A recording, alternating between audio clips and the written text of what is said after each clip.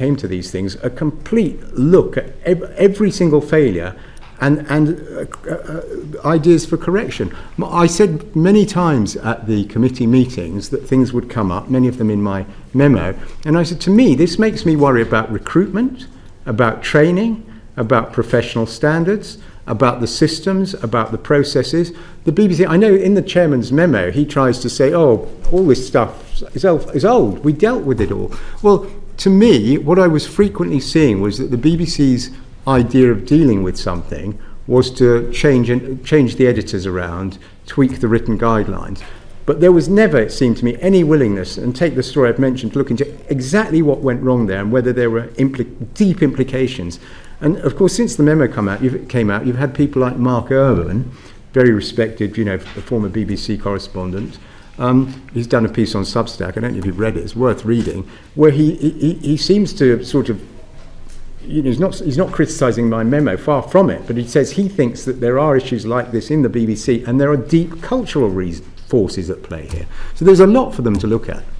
You mentioned the memo a few times. You also told us that you'd sent it to Ofcom, DCMS, and you'd had that meeting with the BBC. 2 weeks later, the Telegraph had that memo, and they said that it was circulating around government departments. Do you have any idea how that memo got to those other departments or the Daily Telegraph? No, absolutely not. All that I know is what I've stated. Did you share that memo with anybody else beyond the BBC board? Absolutely and those not. committees? Well, sorry, Ofcom and DCMS, but beyond that, no. So somewhere there's a leak. Any idea where that might be? The case. No, I have no idea. Thank you, Chair. Did you work with anyone else when you prepared your memo? No, it was all my own work. Natasha. Thanks very much for coming in today.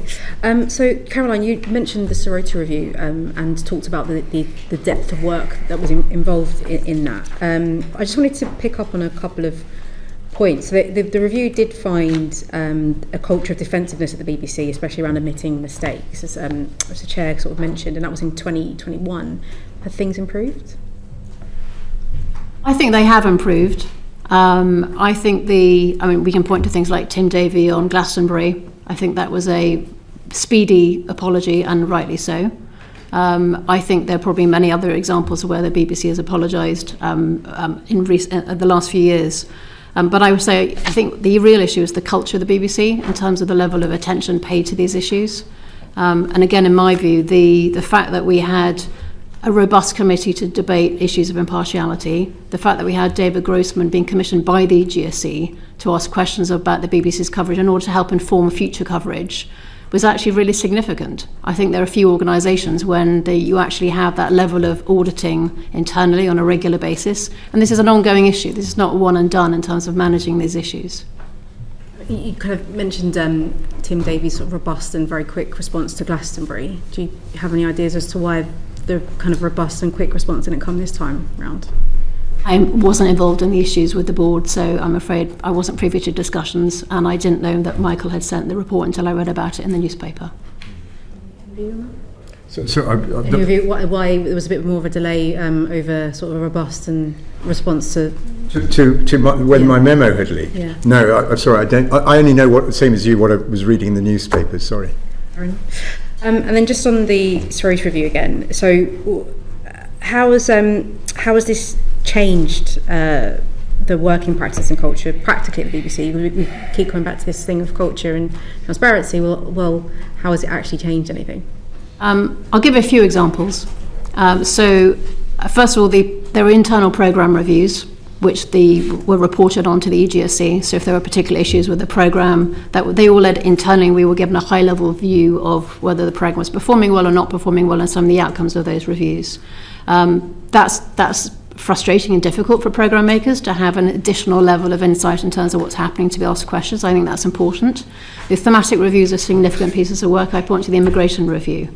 I think it was a substantial piece of work by Madeleine Sumption. And in fact, Madeleine continued to be involved with the BBC for another year, advising the BBC, going around the region, speaking about immigration, better ways to cover it, asking questions.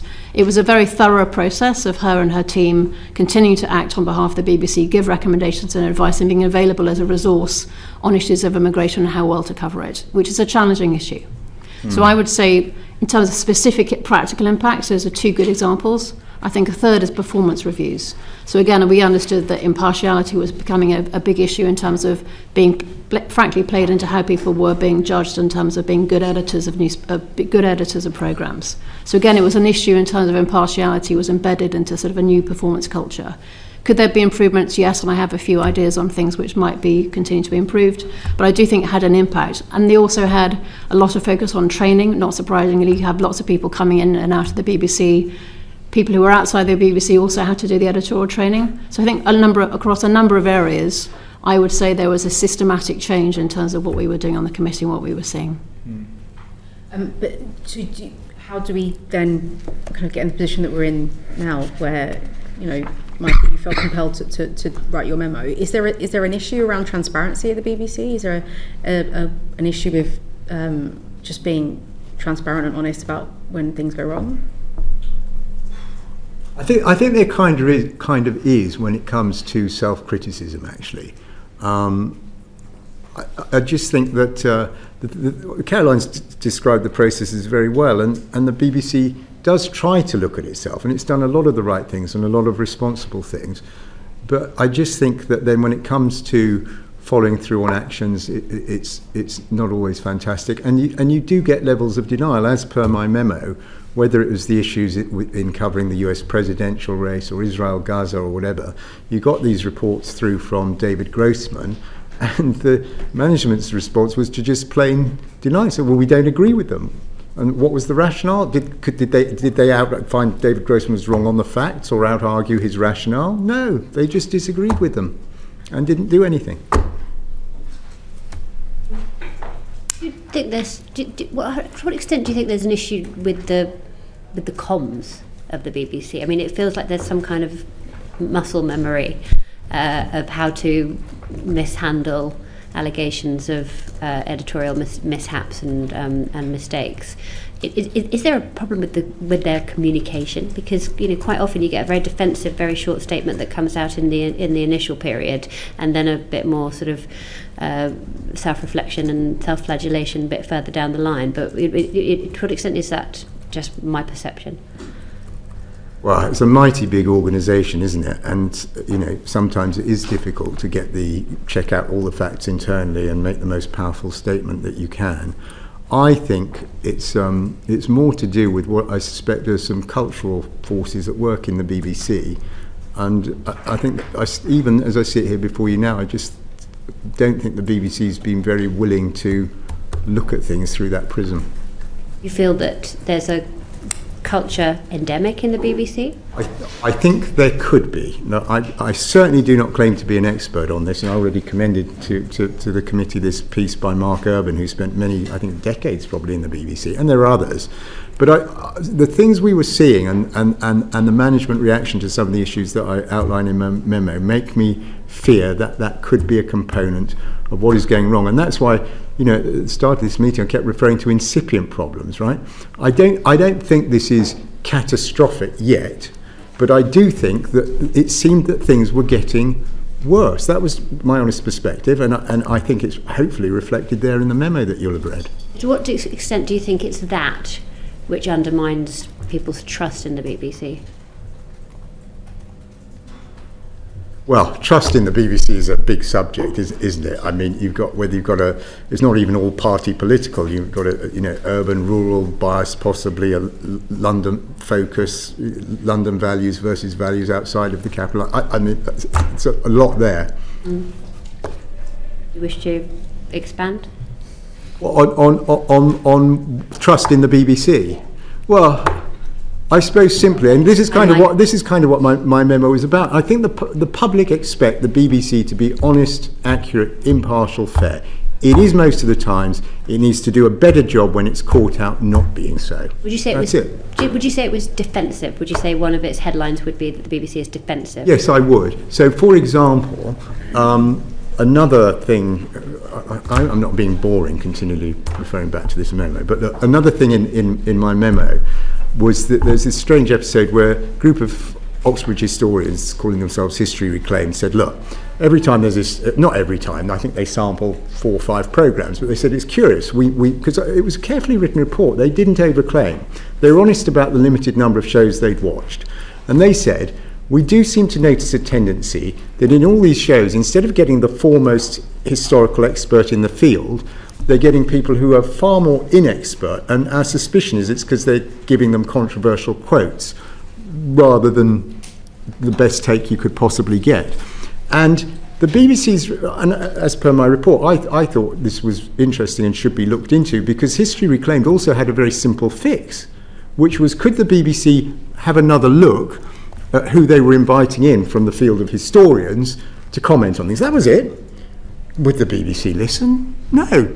And in fact, there were then formal complaints from, I'm guessing, from readers who'd seen that report, based on the report, and the BBC rejected them all and accused History Reclaimed of cherry-picking in a very snotty fashion. Well, History Reclaimed didn't claim to be doing more than that. They said, we've watched 4 or 5 problems, might be a problem here, could you take a look at it? The answer was, formal findings, you're wrong, you're wrong, you're wrong, we're not talking to you. Extraordinary. Do you think the BBC is arrogant?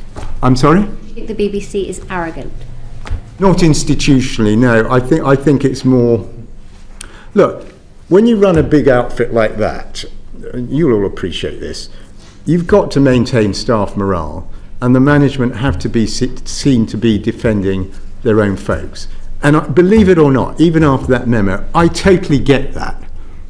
But they get a little bit wrong, and I think that was an instance, and there are other instances in the memo. Thank you, Cam. Thanks, Chair. Mr. Prescott, do you think that the BBC is in a better place for the 3 resignations? Do you think public trust should be greater or lower for those 3 resignations? Ooh. It's very hard to answer, because I think the answer to that depends on each individual citizen's perception of what's gone on. You speak of culture, yeah, which starts from the top, does it not? Yeah. Usually, yes. So, and you want to know bluntly whether I think it's better or worse for not having Tim Davie and the rest of them there, I guess. Well, look, let me answer this way. For what, I took no pleasure in those people feeling compelled to leave their jobs, number one. And as regards particularly Tim Davie, for what little use or worth this is to him now, firstly, I always liked the guy, and secondly, most importantly, to the extent that inexpert me can judge, he seemed to me to be doing a first-rate job across 80 or 90% of the portfolio. It was just that he had this blind spot on editorial failings. I think it's a bit of a tragedy he's gone. I thought he was a supreme talent, but he had this blind spot. Okay, thank you. Yeah. Michael, were you pleased that your memo found its way into the... No. Gosh. You're surprised? As I say, yeah, I was surprised. And first I was surprised. Secondly, as I think I said a little while ago, I was hoping this might be sorted out quietly, you know, board, Ofcom, DCMS. So that's one thing. Second thing is, again, I kind of alluded to this, given what, believe it or not, I was hoping this memo would do good and result in a better BBC being quietly achieved. And the fact it was in the Telegraph, no, I'm not criticising the Telegraph. They gave a lot of space, they took it very seriously. But in sort of ideological terms, the Telegraph appeals to a certain bit of the spectrum, and I think therefore the fact they broke the story became a bit of a barrier to people elsewhere on the political spectrum taking this as seriously or thinking this really was as straightforward as it seems. So that's my answer. And in terms of the comment that you just made about Tim Davie having a bit of a blind spot in an editorial sense, to what extent do you think that is simply because of the fact that that job, that DG job, is just too big for one person? I've been thinking for a while that it is, and what's happened to Tim confirms that. So again, look, I'm not here to claim I'm the biggest expert in the world on organisational design, but as you asked me, and I was an advisor to this committee, it seems to me, I think the BBC might be well advised to consider having an editor-in-chief on the one hand and a CEO on the other. Yeah. And I very well remember the period in the 80s when they did try that, and John Burt was at first not, you know, in charge of the whole of the enterprise. They did split the role, and I think it's probably worth looking at that again. Do you have a view on that, Caroline? On Tim Davie, sorry. splitting the role. Splitting the role. My role was an editorial advisor to the EGSC. I think the issues of whether the overall structure of the BBC and the governance for Tim versus the role is obviously for this committee and for the BBC board itself. It is a very large role and a very complicated role and very hard to get right consistently. And I think in previous times you've had a deputy director general of the BBC, and I think probably it's such a large role and a lot of issues that I think that might benefit from it. Is that how you'd rather see it split, a DG and a deputy DG, or would you rather, as Michael suggests, have an editor-in-chief alongside a DG? I don't really have a perspective on it. I mean, I have a personal view as an average person looking at this, but I don't believe. What's your personal view? I think my personal view is what I've just said is I think it would be helpful to have, it's a large job with a lot of responsibilities, and it's an important institution to get this right. And were you wanting to come in? Thanks, Chair. One more, Mr. Prescott. You spoke quite highly of Tim Davie. What was your relationship with, excuse if the mispronunciation that is oncoming, Shamit Banerjee? Did you have a relationship with him? No, I don't know the individual, no. Okay. Thank you, Cam. Let's move on to Vicky, please. You rightly pointed out that the Panorama programme has been picked up quite a lot in terms of your note. And this was discussed at 2 meetings of the EGSC in January and May. Yeah. Why do you think that the EGSC failed to act satisfactorily at either meeting? Well, at the first meeting, so if I, probably the best way to answer that, and it'll certainly help me give you a good answer, is if I go through the chronology. So I happened to be at home and I watched that Panorama. It struck me as having issues to do with balance. I didn't think it was quite what I might have expected. I still wasn't too bothered because I thought, well, that's quite an anti-Trump programme, but they'll probably be just as hard on Kamala Harris next week, and they weren't. So I mentioned this at the committee. David Grossman was asked to look into it all, and he came back in January with the findings, which are summarised in my memo. The BBC executive did not seem, how shall I put it, they did not seem very open to accepting what David was saying, and so they were asked, and they agreed. As I say, there's usually consensus on the committee. They very happily agreed to go away and come back with a written response, having, to the mind certainly of me and recollection of me, and I suspect others, seemed to be not open to accepting what David was saying, even though his findings were so stark. So they did come back in May with this written response. Again, parts of the written response are quoted in my memo, and it was black and white. The management did not accept there was a problem either overall with the US presidential coverage or with the Panorama programme. Simple as that. Just on that, can I just... sorry, Vicky. The Grossman report says that generally speaking, the coverage of the election issues was generally excellent. Yeah, so I hope I've been clear. What I'm focusing on are incipient problems that need addressing. And in my memo, you'll see, because I was trying to summarise it all for the board of the BBC, I think it's 7 points or something, kicking off with they ignored or broke their own guidelines on use of opinion polling. So there was a lot to the Grossman report. And actually, do you know, it's good you've mentioned that, because that kind of gives you the context. That was very much the BBC management's view. It was great. They were excellent. On page 3, David Grossman's report says it was all excellent. Well, there was a lot to praise. And by the way, I've been a reporter. I hope the BBC Washington staff don't think I'm sitting here getting at them. I know they're doing tough jobs, okay? But David Grossman did not give it an absolute gold star. There are a lot of issues, as summarised in my memo. And so, I don't know, hopefully does that cover... Well, I mean, I think there could be an accusation that you didn't represent the Grossman report fairly in your memo, and that whereas you picked up all the points that you made that were criticisms of the BBC without stating the context, which generally speaking he was positive about the coverage and had put forward these particular problems as issues that needed to be corrected for next time. Well, look, David Grossman would have to speak for himself. My take was firstly that he was being polite. And secondly, there were a lot of very specific instances in the full report, summarised in the memo, of things that had gone wrong. And you know, that both my memo to the board, its intent, remember this was conceived as a private memo to 14 people, and it was meant to be a call to action. So it was not, I didn't put in the stuff for celebration. It was very deliberately highlighting problems and faults that I felt were not being addressed properly. Back to the Panorama documentary. So you said that you watched it on the 6th of January and that was the point. I think it was the show, I think, was sorry to interrupt you. It was just before the presidential race. I think it was late October. Sorry to interrupt. So you watched it, and then that is what prompted you to put in complaints, even though there was no complaints about the Panorama documentary. Yeah, I wouldn't characterise it as a complaint. That's not really how the Standards Committee worked. So I watched the show, okay, and even after watching it, although I thought, a lot more anti-Trump witnesses than pro-Trump and so on, I thought it was a bit of an anti-Trump programme. Didn't think it was fair balanced as you might expect typically from the BBC. But even then I wasn't too alarmed, because I just thought, and by the way, I rather enjoyed the programme. But I thought, they'll probably be doing just as aggressive a look at Kamala Harris next week. That's why this was so aggressive on Trump. And there wasn't a balancing programme.